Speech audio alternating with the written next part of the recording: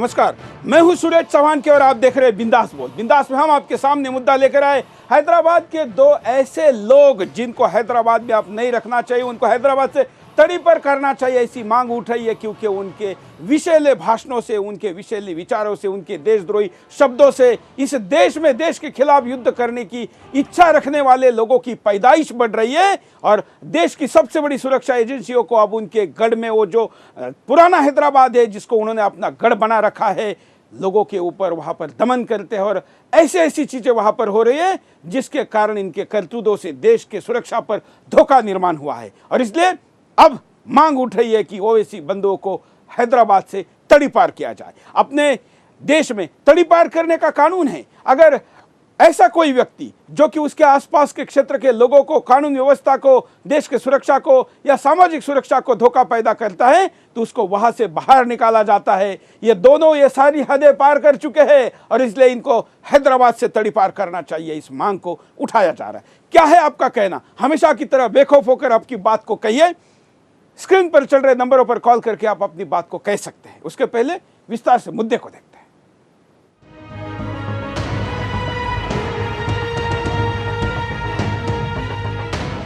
हैदराबाद देश के आधुनिक शहरों में शुमार होता था। तमाम आईटी कंपनियां हैदराबाद में जाने को ललायत रहती थी। कुछ लोग हैदराबाद को आईटी का हब भी बोलते हैं, लेकिन अब हैदराबाद को देश विरोधी और कट्टरपंथी तत्वों की नजर लग गई है। हैदराबाद अब इन देश विरोधियों के आतंक से परेशान है। जी हाँ, अब हैदराबाद आतंक के मॉड्यूल के लिए जाना जाने लगा है। NIA यानी नेशनल इन्वेस्टिगेशन एजेंसी की माने तो हैदराबाद में खतरनाक आतंकी मॉड्यूल सामने आया है। NIA ने जिन लोगों को गिरफ्तार किया है वो ISIS आतंकी संगठन की दिल दहला देने वाली आतंकी साजिश का हिस्सा थे। हिंदुओं के पवित्र स्थलों में मांस फेंकने की तैयारी हुई थी, जिससे हिंदू भड़के हिंदुओं पर हमला हो और फिर सांप्रदायिक दंगे। ये साजिश बहुत छोटी सी लगती है देखने में, लेकिन ये बहुत ही भयानक होने वाली थी। जो RDX जमा किए गए उससे हजारों लोगों की मौत एक साथ निश्चित थी। फिर इस साजिश को नाम दिया जाता अपराधियों की साजिश और बदनाम होता हिंदू। ये साजिश पहले से तैयार किए गए माहौल का हिस्सा थी। ऐसे में सवाल उठ रहे हैं, ISIS आतंकियों के लिए कौन पोत तैयार कर रहा है? क्यों हैदराबाद में आतंकी माहौल तैयार हुआ? किस विचारधारा से प्रभावित होकर युवा आतंकी बन रहे हैं? जो नया मॉड्यूल सामने आया है वो किसकी उपज है? दरअसल हैदराबाद में पहले से ही कट्टर इस्लाम की सीख देने वाले लोग मौजूद हैं। ये लोग खुलेआम भारत और भारतवासियों के खिलाफ युद्ध का आह्वान करते हैं, दूसरे धर्मों का खुलेआम अपमान करते हैं, अन्य धर्मों का अपमान करने के लिए युवाओं को उकसाते हैं। इनका काम युवाओं को कट्टरपंथी बनाना है। पुराना हैदराबाद आज किसी पाकिस्तान की तरह बन गया है। यहाँ ना तो कानून का कोई राज है, ना ही प्रशासन की कुछ चलती है। प्रशासन पुराने हैदराबाद में जाने से भी डरता है क्योंकि यहाँ अपराधी इतने खतरनाक बना दिए गए हैं जो प्रशासन पर भी हमला करते हैं।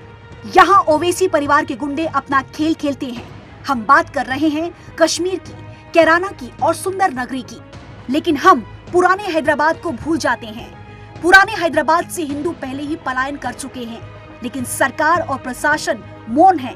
हिंदुओं के पलायन की वजह से यहाँ कट्टर इस्लाम खूब फल फूल रहा है।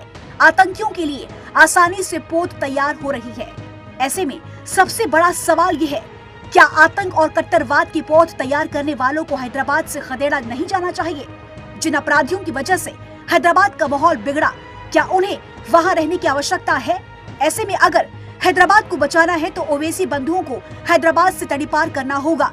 हैदराबाद के सबसे बड़े गुंडों के गैंग को यहाँ से भगाना होगा, नहीं तो हैदराबाद देश के लिए सबसे बड़ी मुसीबत बनने वाला है। हैदराबाद में तैयार हुए आतंकी देश में सांप्रदायिक दंगे फैलाएंगे, देश में ISIS की विचारधारा को बढ़ावा देंगे। ऐसे में सरकार, प्रशासन और समाज को आगे आकर कदम उठाने होंगे।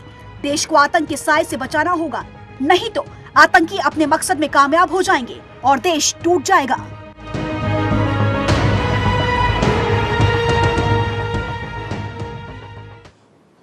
तो यह मुद्दा है और इस मुद्दे पर जब बात ओवैसी की, बात देश की, बात देश के गद्दारों की और देशद्रोहियों की हो रही है तो बेखौफ होनी चाहिए। और इसलिए स्क्रीन पर चल रहे नंबरों पर कॉल करिए, आपकी मन की बात कहिए कि आखिर क्यों नहीं इनको वहां से तड़ीपार किया जाए। कॉलर के पास चलते हैं। जय हिंद, बोलिए क्या कहना है आपको? जी जय भारती। मैं सुष्मिता कटक से बोल रही हूँ। बोलिए। कांग्रेस जिन्ना और जेहादियों को खुश करने के बाद भारत में रह गए धर्मांध जेहादी और धर्मांध मिशनरियों को खुश करने में लग गया। कांग्रेस का पतन का अनुसरण फिर दूसरी पार्टियां भी करने लग गए। अच्छा, दूसरी बात, हमारा आइन कानून जब बनाया जा रहा था तब हिंदू, बौद्ध, जैन, सिख धर्मों गुरुओं को पूछा गया था कि अगर नहीं तो फिर मुल्ला मौलवी पादरियों को क्यों पूछा जा रहा है। और एक बात, अगले कॉलर के पास चलते हैं। हैदराबाद से और ओवैसी से संबंधित मुद्दों को रखें। अगले कॉलर, जय हिंद जी। हेलो, बोलिए। हेलो, क्या कहना है? हेलो, आप लाइव में जुड़े हैं। जी जी। हेलो, बोलिए। जी। हाँ जी, सुरेश जी नमस्कार। हाँ जी सुरेश जी नमस्कार। मैं ये कह रहा हूँ ओवैसी बंधुओं को, ये दोनों जो हैं भाई, इनको सिर्फ हैदराबाद से क्या, हिंदुस्तान से क्या, इनको तो दुनिया से ही तरी पार कर देना चाहिए। चलिए, धन्यवाद। लोगों का गुस्सा आप देख रहे हैं क्योंकि इनकी करतूतें इसके लिए जिम्मेवार है। हो सकता है ये भाषा, ये शब्द किसी को गैर कानूनी या गैर संवैधानिक लगे, लेकिन क्या इनकी करतूतें ऐसी नहीं कि लोगों में ये गुस्सा है। अगले कॉलर, जय हिंद मुझे ये बोलिए। कह रहा है, हाँ, कुछ मीडिया के जो मीडिया वाले जो ओवैसी को महान बताते हैं, उनको कैसे तरी पार किया जाएगा? जैसे अंजना कश्यप, नेहा पंत, रवीश कुमार, ये सब जो है। धन्यवाद। आखिर ये स्थिति क्या है, क्या क्या हो रहा है हैदराबाद में और क्यों हम ये कह रहे हैं, देखिए।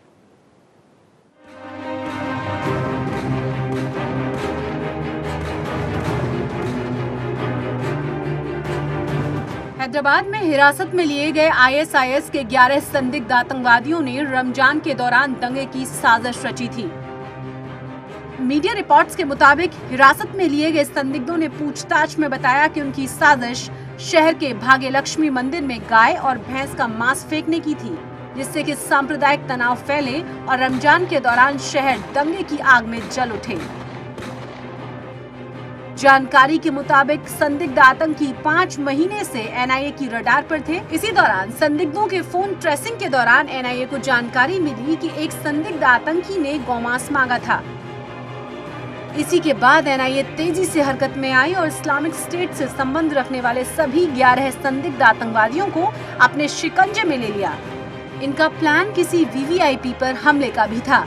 वीवीआईपी की हत्या के लिए इस्लामिक स्टेट के संदिग्ध आतंकी ताकतवर बम बना रहे थे।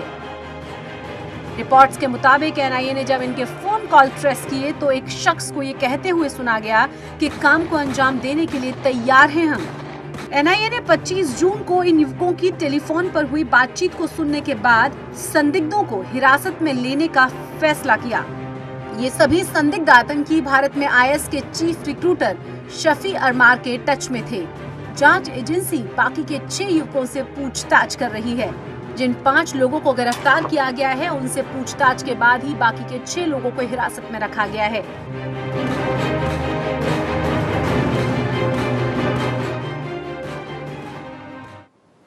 तो यह हैदराबाद ही क्यों? क्योंकि वहां पर ओवैसी जो आग उगलता है, हिंदुस्तान के खिलाफ बोलता है, इसका भाई जो देशद्रोह करता है, देश के खिलाफ युद्ध का जिसके ऊपर आरोप है, ऐसा व्यक्ति खुला घूम रहा है और उसके नंगे नाच पर हिंदुस्तान चुप है। और इसलिए उसके विषैली भाषणों से लोगों का मन देश के खिलाफ विशोला करने का काम वो कर रहा है। और ऐसे में उसको क्यों ना तड़ी पार किया जाए, इस मुद्दे पर बहस चालू है। कई लोग फोन करने के लिए तैयार है और हम चाहते हैं कि कम शब्दों में नए तर्कों के साथ अपनी बात को रखें।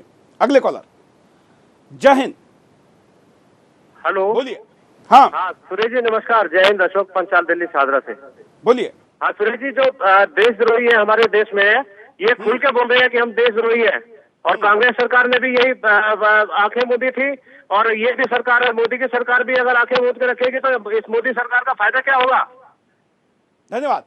यह सरकार बदली है तो ऐसे लोगों के खिलाफ सरकार का दृष्टिकोण, कानून का परिणामकारकता और उसकी कठोरता भी दिखनी चाहिए। यह अपेक्षा वाजिब है, गैर नहीं है। और इसलिए राजनाथ सिंह अगर इस कार्यक्रम को देख रहे या इस कार्यक्रम को हम उन तक पहुंचाएंगे और हिंदुस्तान की इस आवाज को उन्होंने समझना भी चाहिए कि ऐसे देशद्रोहियों पर कार्रवाई होना जरूरी है। अगले कॉलर, जय हिंद। बोलिए। अखंडता के साथ खिलवाड़ करने वाले किसी भी व्यक्ति को बख्शा नहीं जाना चाहिए, चाहे वो हिंदू हो या मुसलमान हो। इस देश की एकता और अखंडता सर्वोपरि है। ये राष्ट्र की एकता जब बनी रहेगी और ये देश बना रहेगा तो हमारे राजनेता राजनीति करते रहेंगे, क्योंकि इस देश की आजादी के लिए लाखों लोगों ने कुर्बानी दी और पार्टी हित के लिए लोग अगर देश की एकता को ताक पर रखते हैं तो उन्हें राजनीति करने का अधिकार नहीं है। धन्यवाद। और इसलिए राजनीति से ऊपर उठकर, धर्म से ऊपर उठकर, जाति पाति भाषा प्रांत से ऊपर उठकर राष्ट्र के लिए सोचना चाहिए। लेकिन अपनी तुच्छ राजनीति को पूरा करने के लिए, उसके स्वार्थ को साधने के लिए अगर कोई इस देश के देश प्रेम से, उसकी संप्रभुता से खिलवाड़ करता है तो राजनेता हो, सांसद हो या कोई भी हो, उसके खिलाफ कार्रवाई होना जरूरी है। अगले कॉलर। जय हिंद। बोलिए। सर पुणे से बोल रहा मैं निषाद। हाँ सर जी, मेरा कहना ये है, जैसा अभी ओवैसी साहब का तो मैं समर्थन नहीं करता है, लेकिन वैसा कैसा है, बीजेपी में भी बहुत सारे लोग हैं जैसा योगी आदित्यनाथ, अभी वो भी भड़काने का लोगों का वैसा करते हो, उनका भी सर हम समर्थन। दोनों के भाषणों में मूलतः एक फर्क है। एक देश के साथ बात करने के लिए तीखे शब्दों का उपयोग करता है और एक देश के खिलाफ बात करने के लिए विषैले शब्दों का उपयोग करता है। दोनों की तुलना नहीं हो सकती, दोनों की एक जैसे उसको नहीं देख सकते, ये भी समझना जरूरी है। हम आपको दिखाते हैं कि इनके आपराधिक रिकॉर्ड क्या है।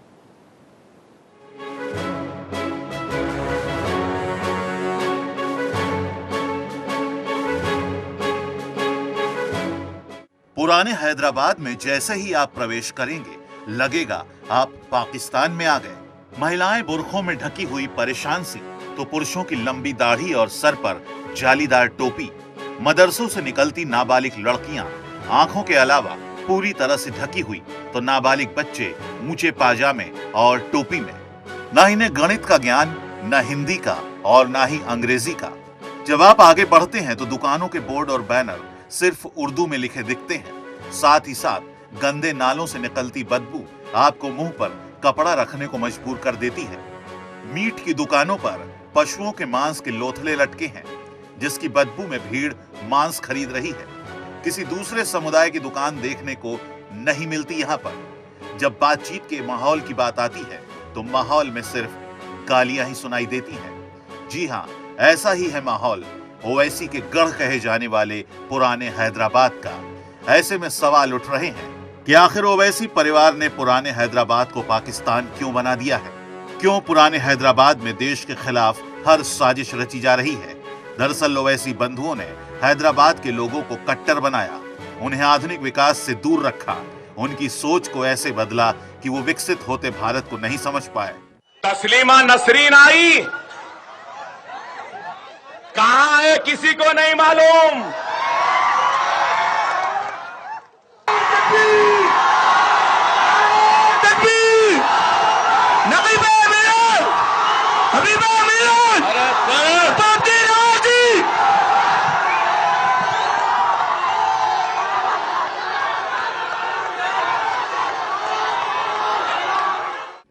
ओवैसी बंधुओं ने खुद विदेशों में शिक्षा प्राप्त की, लेकिन हैदराबाद के लोगों को शिक्षा से दूर रखा। अशिक्षित लोग परिवार को बढ़ाते चले गए। अधिक बच्चे होने की वजह से रोजगार में कमी आई। ऐसे में बेरोजगार युवाओं को ओवैसी ने लालच दिया अपराध और आतंक के लिए। क्या नाम वो बच्चे का? खसाब। हाँ,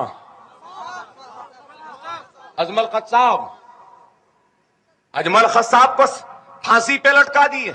वो पाकिस्तानी था, पाकिस्तान से आया, गोलियां चलाया, मार दिया, तो फांसी पे लटका दिए। अरे हिंदुस्तान, ये अकबर ओवैसी तुझसे सवाल करता है, पाकिस्तानी है तो हिंदुस्तानी को मारने पर फांसी। युवा आतंक से जुड़ने लगे और ओवैसी का राजनीतिक एजेंडा चमकने लगा। आज पुराने हैदराबाद में कानून का कोई राज नहीं है, ना ही कोई बिजली का बिल देता है और ना ही पानी का। प्रशासन परेशान है, अधिकारी डरते हैं। यही नहीं, कुछ जगहों पर ओवैसी के गुंडे व्यापारियों से उगाही करते हैं।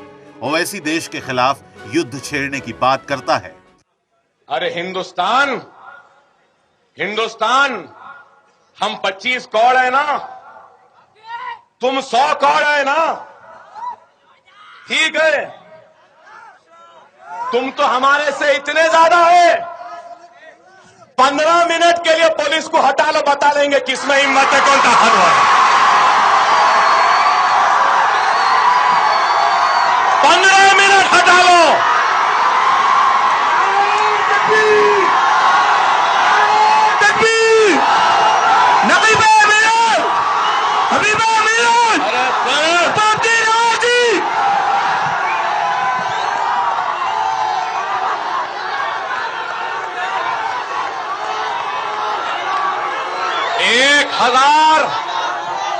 एक हजार क्या, 1 लाख क्या, 1 करोड़ नामर्द मिलकर भी कोशिश कर ले तो एक को भी पैदा नहीं कर सकते।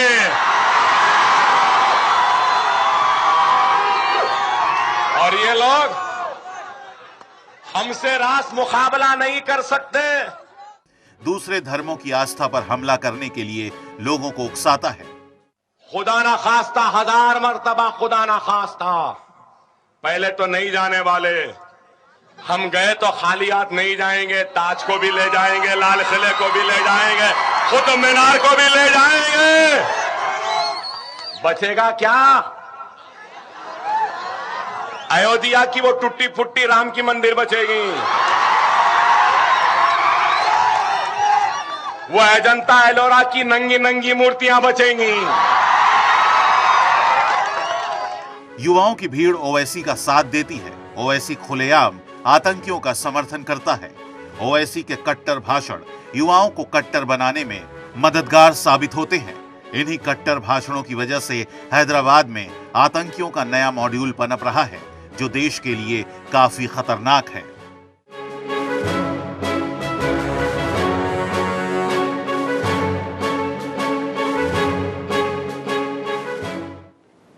हैदराबाद में पकड़े गए देशद्रोही आतंकियों के बारे में असादुद्दीन ओवैसी क्या कहता है, देखिए।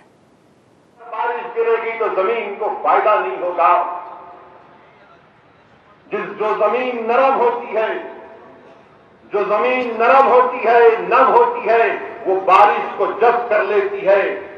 और आप बाद में देखते हैं कि जो जमीन नम होती है, जो बारिश को जब्त कर लेती है, उस पर लहजात की खेतें नजर आती हैं।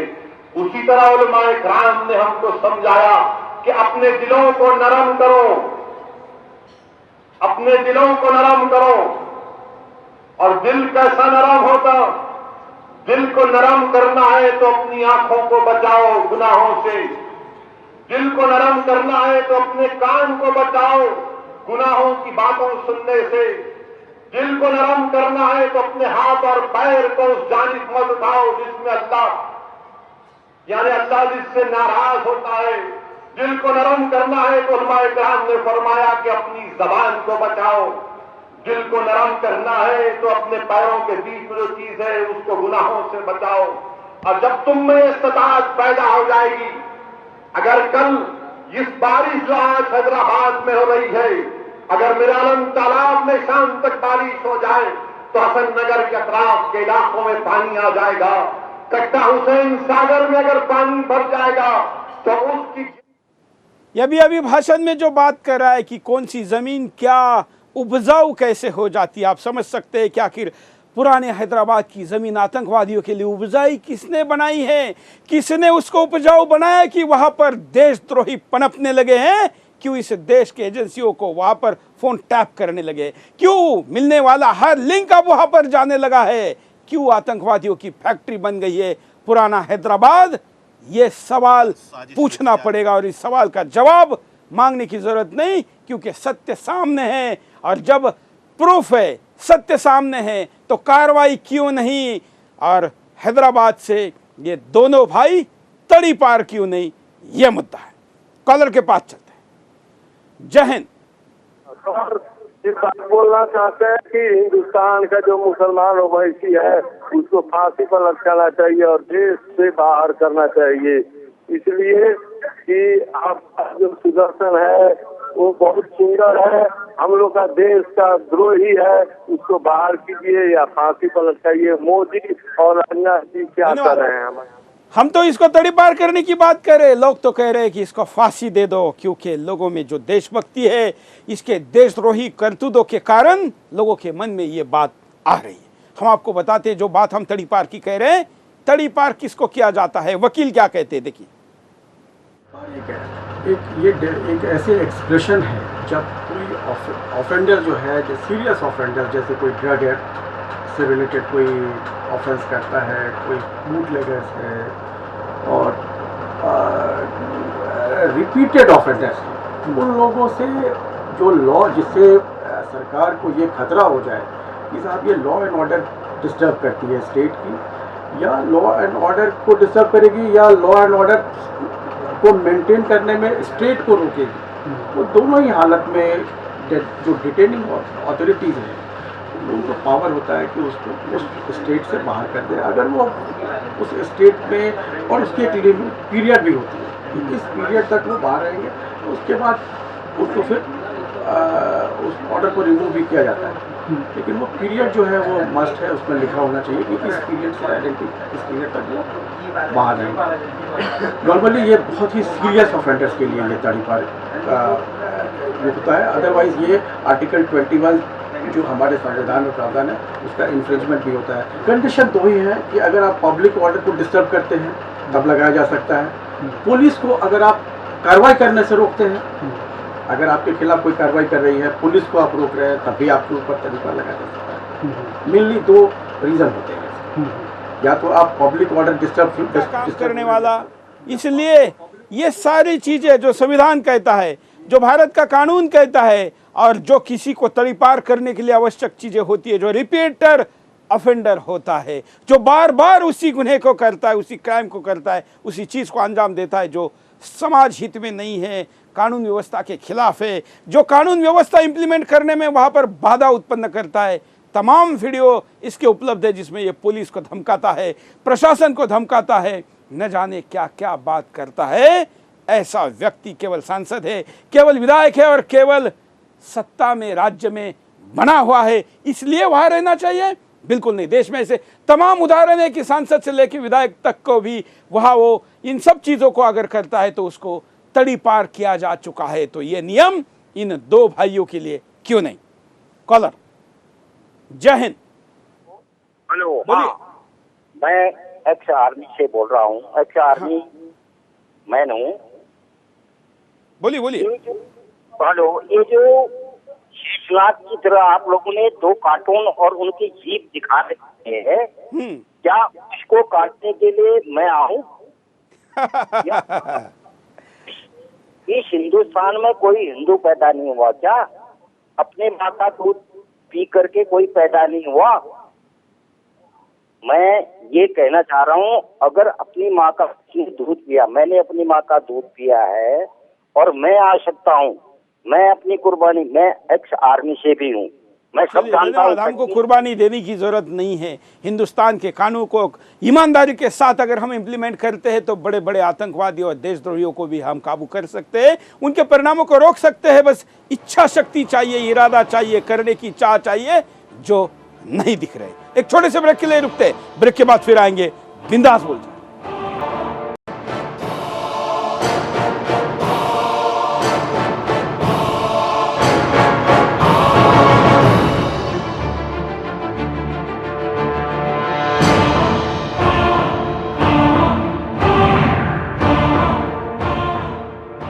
ब्रेक के बाद आपका एक बार फिर से स्वागत है। आप देख रहे हैं बिंदास बोल, और बिंदास में हम आपके सामने मुद्दा लेकर आए हैं कि हिंदुस्तान का महत्वपूर्ण हिस्सा, जहां पर कभी सरदार पटेल ने अपनी धमक दिखाकर वहां के देशद्रोहियों को देश से बाहर भी भेजा था और हिंदुस्तान में सम्मिलित होने के लिए दबाव बनाया था, वहां पर आज देशद्रोह की पौध फसल और इस देश के खिलाफ गोला बारूद लेकर खड़ी है। देश की सबसे बड़ी सुरक्षा एजेंसियां उसको रंगे हाथ पकड़ती है और मंदिरों में मांस फेंकने से लेके भीड़ भाड़ वाले जगह पर 500 मीटर दूर से बम धमाके करने की क्षमता के इक्विपमेंट को भी पकड़ती है। लेकिन आखिर ये सब कुछ करने के लिए जो प्रेरणा देते हैं, जो उस्काते हैं, वो लोगों पर कार्रवाई क्यों नहीं करती? और इसलिए यह आज का बिंदास हम आपके सामने लेकर आए कि इनको वहां से कम तुरंत में तड़ीपार करो, इनके ऊपर कार्रवाई करो, उसके बाद इनको जहां भेजना है भेजो। इनके लिए तो लोग फांसी तक की मांग करते हैं, क्योंकि देशद्रोह से बड़ा कोई अपराध नहीं और देशद्रोही से बड़ा कोई अपराधी नहीं।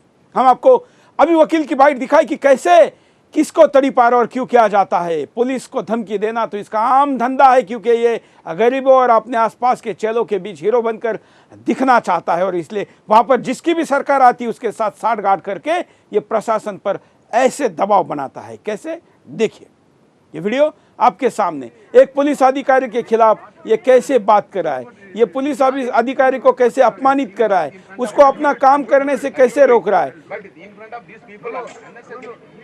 Don't worry about this thing. I'll take care of for that. But you are responsible for promoting that uncouth element at murder. That's all. You know very well what I'm saying. You know very well from where he pays his money and how you are being controlled by a senior officer. No, sir. No. Your conscience might be clear, but your actions are not free. No. We are 100% clear. Your conscience might be clear, but your actions are not free because you have been controlled by. ये लोक नेता है, देखिए इसका ये अपना आपा कैसे खोलता जा रहा है और एक कैसे उसको एक सीनियर ऑफिसर को कैसे धमका रहा है। You don't worry that this election is not going to end today. It is not going to end today. I will enter and take on that fellow. कब लेंगे हम? बराबर लेंगे।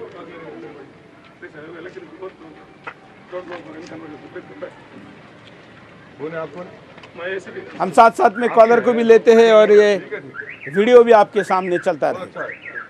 आज ही दोस्ती मुबारक आपके सिद्धू साहब, बहुत मुबारक। बैठ के खाओ, हमारे पेट में कीड़े पड़ेंगे जब मालूम चोरों को एनकरेज करके मुकाम पे लगा इलेक्शन में। आप क्यों ऐसा उन्हें मारा इलेक्शन हो? तुम लोग पूरे खाए पैसे उसमें से, हर आदमी खाया उसमें से। इतना दम नहीं था गुंडे को मारने को, हमारे को मारना पड़ा। 3 दिन पहले फोन करके बोला जावेद को उठाओ, उठाए तुम लोग का जावेद को, मेरे को मारना पड़ा। कुत्तों को मारेंगे हम, देखो तुम एक दिन। उसके बाद बताएंगे औरत को मार के हमल छोड़ दिया उन्हें, तुम्हारे फोन करा मैं क्या 70 का केस करते औरत का सर पड़ा तुम। It is your action, it is how you take action, you call justice. तुम्हारी बेटी को मार के पेट डाल क्या करते तुम? गरीब की मार के सर फोड़ दिया उन्हें, हराम का हो। तुम 70 का केस बुक करते हैं। तुम लोगों के तुम्हारे बदुआ लगेंगे गरीबों को, तुम लोग गरीबों को। ये गरीबों की बात करेगा, ये जानबूझकर असहाय लोगों की बात करेगा। और वहां पर ये इलेक्शन के दौरान का वीडियो है जहां पर वोटिंग करने के एक लाइन के आगे जाने का इसको अधिकार नहीं है, लेकिन ये वहां पर घुस रहा है। पुलिस ने रोकने के बाद ये पुरानी बातों को निकाल रहा है और क्या क्या बोल रहा है। क्या ये किसी लोक प्रतिनिधि की स्टाइल हो सकती है? क्या उसकी भाषा हो सकती है?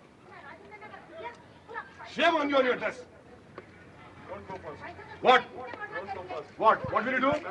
What will you do? What will you do? What will you do? What will you do? You don't show your finger.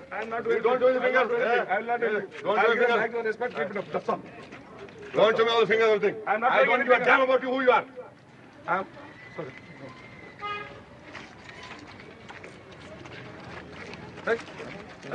औरत को मार के This is not right time. Not right time. क्या right time? You have not seen the papers. What case we have booked? What case?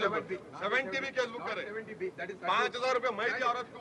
5 दवाखाने जाके 5,000 रुपए मैं दिया औरत को। This is not right place. एक सीनियर पुलिस ऑफिसर के साथ ये गुंडागर्दी कर रहा है, कह रहा है कि आप, मैंने फोन किया, तुमने क्यों नहीं उठाया। मतलब पुलिस को यह आदेश देगा कि किसको उठाना है और ये बोलता है कि तुमने नहीं उठाया इसलिए मैंने ठोक दिया।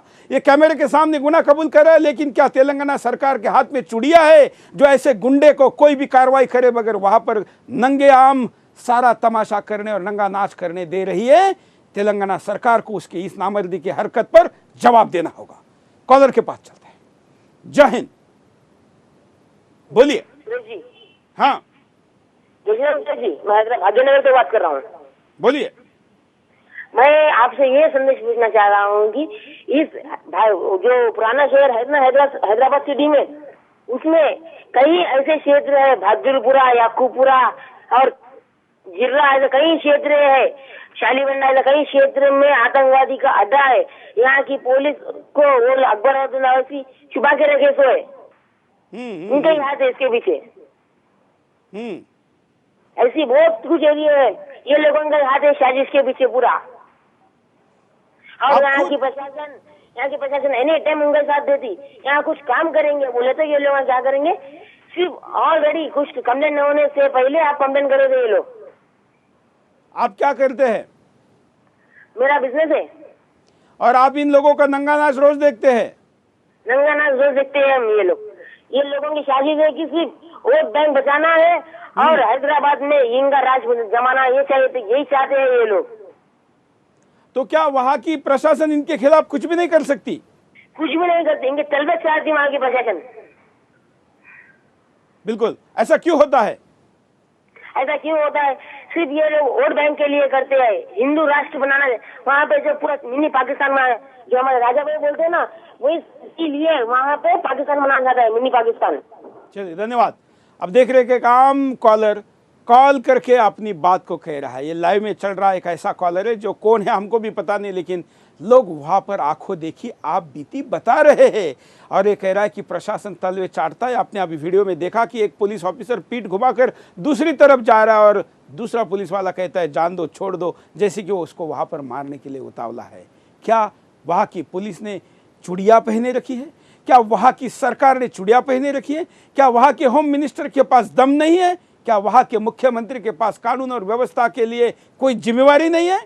ये सब कुछ है, लेकिन इसके पास कुछ एमएलए है और वो एमएलए उस सरकार को समर्थन देते हैं और इस लालच में वहाँ के राजनेता सत्ताधारी इसके नंगे नाच को जारी रखते हैं। अगले कॉलर। जय हिंद। बोलो। बोलिए। हाँ, हेलो, क्या कहना है? हाँ, मैं हमारे जो सुरेश जी, हमारे जो वड़ा प्रधान है नरेंद्र मोदी जी, मैं उनसे ये कहना चाहता हूँ कि 2 बरस के अंदर आपके शासन में आपने कितनी बार विदेश यात्रा की, वो जो नौटंकी आप कर रहे हैं वो बंद कर दीजिए। अभी 3 दिन पहले ही पठानकोट पे जो हमला हुआ फिर से हुआ है, 8 जवान हमारे शहीद हो गए। आप चुपचाप है। आप ऐसा अगर देश को संभाल नहीं सकते तो आप गुजरात में आके चाय की दुकान वापस फिर से चालू कर दीजिए। अभी तो पैसे भी आपके पास अदानी और वो सब लोगों ने बहुत। ओवैसी को क्या सलाह दे रहे हैं आप? क्या ओवैसी के बारे में क्या कहना है आपका? मोदी जी को यही कहना चाहता हूँ। ओवैसी के बारे में क्या कहना चाहते हैं? ओवैसी को तो यहाँ से निकाल देना ही चाहिए। रखने का कोई हक ही नहीं है हमें। बराबर जो भी जो ISIS के साथ जो है हमारे देश के अंदर भी वो न्यूसेंस आ गया है सब साले। चलिए, धन्यवाद। अगले कॉलर के पास चलते हैं। जय हिंद। बोलिए। आप लाइव में जुड़े हैं, क्या कहना है? जय हिंद सर। हाँ सर, सबसे पहले तो आपका धन्यवाद करना चाहूंगा कि पत्रकारिता जो होती है वो आपने दिखाया है सर कि असल में पत्रकारिता क्या होती है। कहते हैं कि लोकतंत्र जो है ना, लोकतंत्र का 7वां स्तंभ होता है पत्रकारिता, और पत्रकार तो दिख जा रहे हैं सर। आपने जो है एक सच्चाई दुनिया के सामने लेकर आई है। बिल्कुल, धन्यवाद। और इसीलिए हमने चैनल शुरू किया और यही हम करेंगे। ऐसे देशद्रोहियों को नंगा करेंगे और उनके तलवे चाटने वाले प्रशासन और राजनेताओं को भी नंगा करेंगे। हम आपको कारण दिखाते हैं, देखिए। पुराना हैदराबाद आतंक का गढ़। IS के आतंकी हैदराबाद में पकड़े गए हैं। ये आतंकी देश को दहलाना चाहते थे। इन आतंकियों को हैदराबाद में आसानी से दाना पानी मिल जाता है। ऐसे में आतंकी आसानी से फलने फूलने लगते हैं। ओवैसी बंधु हैदराबाद के युवाओं को शिक्षा से दूर रखते हैं। ओवैसी बंधु अपने स्कूल और कॉलेज चलाते हैं, लेकिन सिर्फ पैसा कमाने के लिए। ये ना तो गरीब लोगों के बच्चों को अपने स्कूलों में प्रवेश देते हैं और ना ही उनकी शिक्षा के लिए कोई सुविधा देते हैं। हैदराबाद में ओवैसी बंधु अपराध को बढ़ावा देते हैं। युवाओं को भड़काकर प्रशासन के खिलाफ किया जाता है, जिससे प्रशासन ना तो कोई कार्रवाई कर पाता है और ना ही कानून का राज स्थापित हो पाता है। युवा खुलेआम गैर कानूनी धंधों को अंजाम देते हैं। ISIS आतंकियों के लिए हैदराबाद फैक्ट्री का काम करता है। हैदराबाद में पहले से ही कट्टर विचारधारा वाले युवा तैयार कर दिए हैं ओवैसी बंधुओं ने। ऐसे में ये युवा आसानी से ISIS के आतंकी मॉड्यूल में फिट बैठ जाते हैं, क्योंकि इनका मकसद भी मासूम लोगों को मारना ही है। हैदराबाद से हिंदुओं का पलायन। हैदराबाद से पहले ही हिंदुओं का पलायन हो चुका है। जो कुछ बचे हैं वो कैद की जिंदगी जीने को मजबूर हैं। ऐसे में पुराने हैदराबाद में ना तो हिंदुओं का व्यवसाय बचा है और ना ही घर बार, लेकिन कोई भी इस बात को उठाने के लिए तैयार नहीं है। ऐसे लोगों के प्रति राजनेताओं का रुख क्या होना चाहिए, क्या धमक होनी चाहिए, सरदार पटेल ने इनके पुरखों को दिखाया था। देखिए, लीजिए, ये खास तौर पे मैंने आपके लिए मंगवाए हैं। मैंने सुना है आपका जो सेक्रेटरी है वो गुजराती है। जी हाँ, और मैं चाहूं तो कश्मीरी पंडित भी नौकर रख सकता हूं मिस्टर पटेल। बीवियां कितनी है? 2, और मैं जितनी चाहूं उतनी रख सकता हूं। बच्चे? 6। लेकिन आप कान खोलकर सुन लीजिए, आपकी ये चालें हैदराबाद में नहीं चलेंगी। वहां के मुसलमान जान हथेली पे लेकर घूम रहे हैं, और अगर जरूरत पड़ी तो हैदराबाद। बैठ जाइए। जी शुक्रिया। और दूसरी बात ये, खड़े होकर नहीं। लेकिन ये कोई पब्लिक मीटिंग थोड़ी है रिजवी भाई, बैठ जाइए आराम से। हमें बैठकर बोलने की आदत नहीं। अब डालिए, देखिए आप कह पाएंगे, कोशिश कीजिए। और अगर हम खड़े होकर बोले तो? नहीं, आप बैठकर ही बात करेंगे। आपको मैं बहुत वक्त दूंगा, आप आराम से कहिए। और यहां पर मेरे अलावा आपको सुनने वाला तो कोई है नहीं, फिर डर कैसा? थूंकदान दो, जो कहना है वो इत्मीनान से कहिए। बोलिए। ये हिंदुस्तानी सरकार अपने आप को समझती क्या है? देखिए, हम आपको ऐसा सबक सिखाएंगे जिसे आप जिंदगी भर भूलेंगे नहीं। आसमान में जब तक चांद सितारे चमकते रहेंगे, हैदराबाद आजाद रहेगा। दुनिया की कोई भी ताकत हमारा कुछ नहीं बिगाड़ सकती है। और निजाम साहब की बात और है, वो खुदा के वली, उनके लिए हम अपनी जान दे सकते हैं। हिंदुस्तानी फौजों को हैदराबाद में दाखिल होने से पहले उन्हें हमारी लाशों के ऊपर से गुजरना होगा। और इस गलतफहमी में मत रहिएगा कि मरने वालों में सिर्फ हम ही होंगे। 1,40,00,000 हिंदुओं को इससे पहले मरना होगा।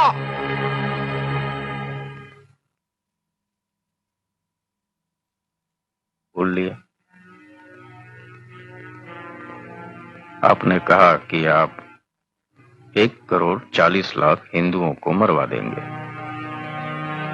हाँ, अगर हमें मजबूर किया गया तो। अच्छा, उस वक्त हम क्या कर रहे होंगे? हमें क्या मालूम? तो मालूम हो जाना चाहिए। आप सोचिए, हम क्या क्या कर सकते हैं। आप हमें धमकी दे रहे हैं? आप हमें जबरदस्ती रोक नहीं सकते हैं? अरे कौन रोक रहा है? और वैसे भी कल सुबह हवाई जहाज से आप हैदराबाद रवाना कर ही दिए जाओगे, और मुझे उम्मीद है कि आप सही सलामती पहुंचोगे। आपके निजाम को मेरा सलाम कहना, और कहना कि मैं चाहता हूं कि उनकी और उनके परिवार की सेहत अच्छी रहे। और ये भी कहना कि जब कभी वो अपनी प्रजा को नुकसान पहुंचाने के बारे में सोचे, तब वो अपने बारे में भी सोच लें, अपने बाल बच्चों के बारे में, अपनी जमीन जायदाद के बारे में, अपनी बेहिसाब दौलत के बारे में। जाइए।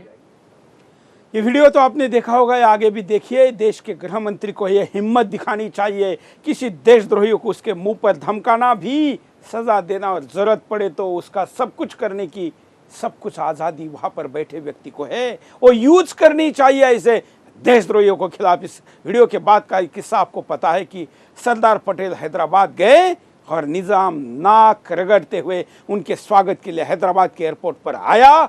हैदराबाद हिंदुस्तान का हिस्सा था और वो रहा। ऐसे देशद्रोही देश का ना नक्शा बदल सकते हैं, लेकिन उनके इस करतूतों को सही समय पर रोकना जरूरी है। कॉलर के पास चलते हैं। जय हिंद। बोलिए।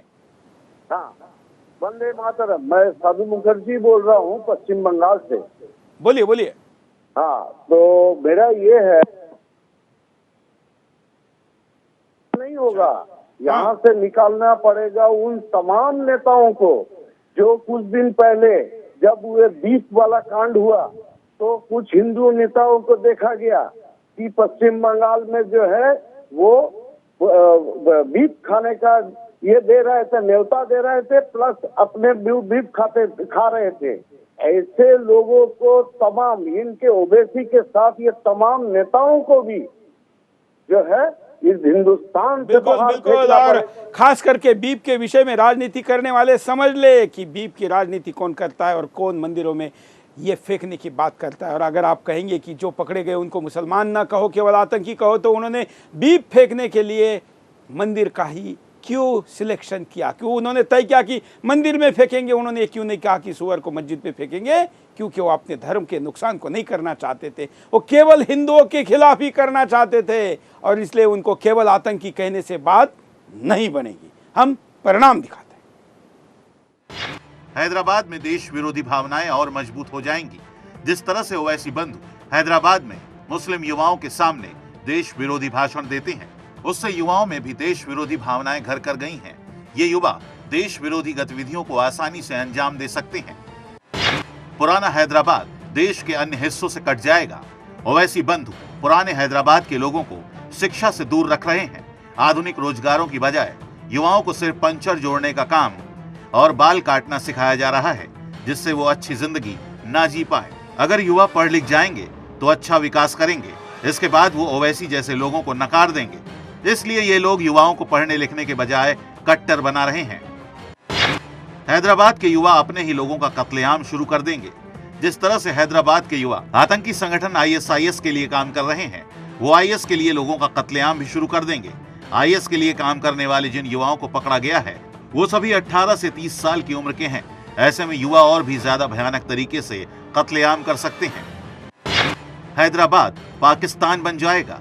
ओवैसी के दादा से लेकर आज तक ओवैसी फैमिली हैदराबाद को पाकिस्तान बनाना चाहती थी, लेकिन आज तक सफलता नहीं मिली क्योंकि ज्यादा लोगों ने इनका साथ नहीं दिया।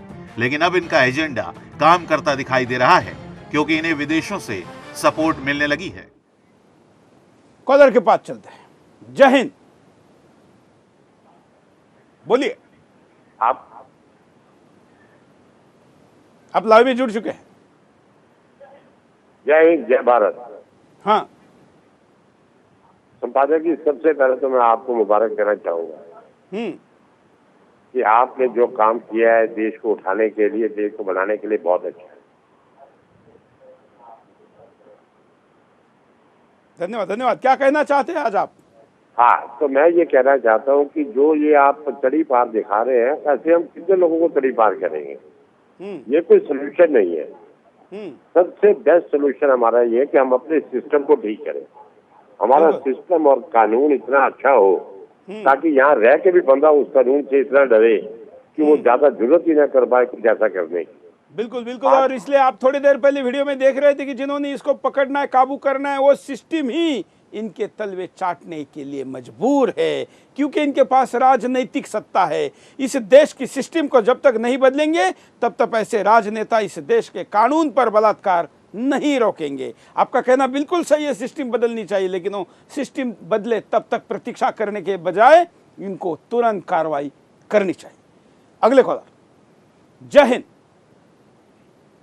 बोलिए। जय हिंद सर। हाँ जय हिंद सर। बोलिए। जय हिंद। छत्तीसगढ़ दुर्ग से बोल रहा हूँ सर। हाँ सर, ये ओवैसी जैसे लोगों को सबक सिखाना बहुत जरूरी है सर। इनके कारण पूरे देश में अलगाववाद और आतंकवाद फैलता है सर। कैराना में जो कुछ हुआ, दिल्ली के सुंदर नगरी में जो कुछ हुआ, सब इनके कारण ही होता है सर। इनको सबक सिखाना बहुत जरूरी है। जैसा कि आप चला रहे हैं अपने सुंदर टीवी पे कि इनका हैदराबाद से तड़ी पार करना चाहिए, बिल्कुल सही है सर। ऐसे लोगों को सबक सिखाना बहुत जरूरी है। इनके कारण ही अभी जो 11 आतंकी पकड़ा है ISIS से, और वो जो हमारे हिंदू भाइयों का कत्ल करना चाहते थे, वो बहुत गलत करना चाहते थे सर। इनके कारण ये सब हो रहा है सर। मैं केवल सर ओवैसी सर को केवल ये कहना चाहता हूँ, सर आप इस तरह की हरकतें मत कीजिए, हमको भी अपने भाई की तरह रखिए। से ये हरकतें नहीं रोकेंगे, आप सही कह रहे हैं, लेकिन फिर भी ये लातों के भूते बातों से नहीं मानेंगे। लात दिखानी चाहिए। वो कानून के पास है, लेकिन उसके इच्छा शक्ति वाले नहीं उपयोग में ला रहे। हम आपको उपाय दिखाते हैं। विदेश से हैदराबाद में आने वाली ब्लैक मनी पर रोक लगे। सऊदी अरेबिया से पैसा सीधे हैदराबाद आता है। सऊदी शेखों को भारत में ठिकाना हैदराबाद ही बनता है। इस पैसे के जरिए हैदराबाद में आतंकी पौध तैयार की जाती है। हैदराबाद में शेखों के दलालों पर कार्रवाई हो। हैदराबाद में शेख आते हैं और नाबालिग लड़कियों को अपनी हवस का शिकार बनाते हैं, फिर नौकरानी के रूप में उन्हें अपने देश ले जाते हैं। ये एजेंट ओवैसी ने तैयार किए हैं। गरीब माँ बाप अपनी बेटी को पैसे के लालच में शेखों को बेच देते हैं। ऐसे में खुलेआम हैदराबाद में महिला तस्करी के मामले सामने आ रहे हैं। हैदराबाद की कट्टर विचारधारा पर प्रहार किया जाए। हैदराबाद में कट्टर विचारधारा के पोषक ओवैसी बंधु हैं। जब तक ओवैसी बंधु हैदराबाद में खुलेआम जहर घोलते रहेंगे, तब तक हैदराबाद में कट्टर विचारधारा पनपती रहेगी। ओवैसी बंधुओं को हैदराबाद से तड़ीपार किया जाए। हैदराबाद में आतंकी ओवैसी की ही देन है। हैदराबाद में दंगे ओवैसी की ही देन है। हैदराबाद में अपराध ओवैसी की ही देन है। ऐसे में ओवैसी को हैदराबाद से तड़ीपार करने की जरूरत है। अगले कॉलर, जय हिंद। ठीक है, बोलिए। ये हैदराबाद के अंदर जो ओवैसी और जितने भी इसके साथ के बंदे ये बोल रहे हैं, सिर्फ एक ही कौम यानी कि एक ही मुसलमान इन्हीं को ही लेके चलेंगे। इधर हैदराबाद है, उधर कश्मीर में जो बोल रहे हैं ये भी एक ही कौम को लेके चलेंगे कि हाँ जी वो 5-7 वहां बोलते हैं, 5-7 यहाँ बोलते हैं। तो इन लोगों के लिए अब तो सरकार चाहे कोई भी हो, कांग्रेस हो, बीजेपी हो, किसी भी सरकार की हो, इसलिए नहीं है, लेकिन कोई ऐसा कानून तो होना चाहिए कि ये कम से कम जो दिल करे जो मर्जी बोले, तो लेकिन ये बोल क्या रहे हैं, ये तो बोल रहे हैं अपने यानी कि बिल्कुल धन्यवाद। आपने सही बात कही है कि आखिर ये सब जगह पर बोलने वाले अगर मुस्लिम हैं तो ऐसे बोलने वाले समाज से आने वाले दूसरे लोगों ने इनका विरोध करना चाहिए और इनके खिलाफ बोलना चाहिए। जैसे कश्मीर के मुख्यमंत्री ने किया, जम्मू कश्मीर के मुख्यमंत्री ने ये बात कही है, ऐसे समाज के अन्य हिस्सों में कहनी चाहिए और ऐसे लोगों से अपना नाता, धर्म से इनका नाता तोड़ना चाहिए। नहीं तो ये धर्म को तोड़ेंगे, ये देश को तोड़ेंगे, किसी को भी तोड़ेंगे, क्योंकि इनको अपनी राजनीति जोड़नी है, इनको अपने राजनीति को मजबूत करना है, इनको अपनी राजनीति जारी रखनी है। वहाँ के लोगों ने तय करना है कि आपको 50 साल, 200 साल, 1000 साल पीछे जाना है ओवैसी के साथ चलकर या हिंदुस्तान के साथ चलकर आपको हजारों साल आगे जाना है। अपने बच्चों का भविष्य ऐसे गंदे लोगों के पीछे आप टायर पंचर निकालने तक ही सीमित रखना चाहते हैं। ये उच्च शिक्षा लेकर उसको एपीजे अब्दुल कलाम बनाना चाहते हैं। पुराने हैदराबाद के लोगों को इनके उस्कावे में आने से बचना चाहिए। अपने बच्चों को देशद्रोही हरकतों से दूर करना चाहिए। आखिर पूरे देश की नज़र पुराने हैदराबाद पर ही क्यों जा रही है? क्या ऐसे संशय का, भ्रम का और डाउट का, देश के विरोध का माहौल जहां पर बना है वहां पर रहते हुए आप अपने और अपने आने वाले पीढ़ी के भविष्य को बर्बाद नहीं करें?